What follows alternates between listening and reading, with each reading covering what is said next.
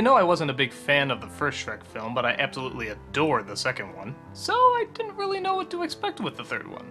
Would they up the ante or take a giant step backwards? A giant step backwards. Right down to the villain being one that we already had, Prince Charming. Yeah, that's right, half of the evil duo from the last movie. It's kind of like the Riddler and Two-Face being the criminals in one movie, and the next one it's just Two-Face.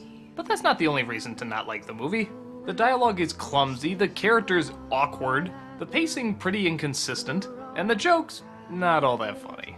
Okay, so what's going on in this film? Actually, what isn't going on? Fiona's father dies in a surprisingly kinda distasteful death scene, which means now Shrek has to be king. But Shrek doesn't want to be king, so he sets off to find the real owner of the throne, Arthur, a whiny little awkward teen played by Justin Timberlake, who I'll admit does get a laugh here and there. They go to the help of Merlin, played by Eric Idle, who also gets a lot of really good laughs actually. But while that's going on, they figure out that Prince Charming has taken over far, far away, and is holding the queen and the princesses hostage. So, Shrek has to make it back and save the day, while Fiona has to break out with her ladies to take back the kingdom. All while also tying in a story that Fiona is pregnant and Shrek is nervous about being a father. As you can tell from the plot, that's a lot going on. But it could still potentially work as long as they keep the characters in focus and throw in a lot of good humor, which as I said before, they really don't. I remember when I saw this with an audience, most of the people were just sort of sitting there in silence. I mean, there was a laugh here or there and one or two good lines, but kinda like the first one, the plot just sort of moves and meanders without too many jokes even really being told. There's not even really that many new characters.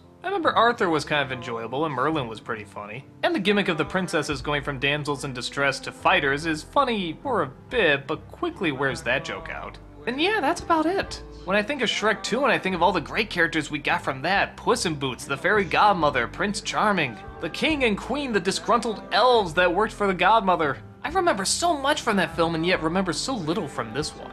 And I think what makes it even worse than something like the first Shrek film is that, while I'm not a fan of the first Shrek film, at least it had a good setup for a story. And it did have a decent heart to it as well as a good moral. This one just seems much more choppy, with some jokes coming in at inappropriate moments and others where there should be funny jokes. The dramatic moments rarely pay off. I think for me, it's probably the least of the series. I don't know a ton of people that like it. I mean, I'm sure it has a few fans out there, but I've never met anyone that said, oh yeah, Shrek the Third, that's my favorite.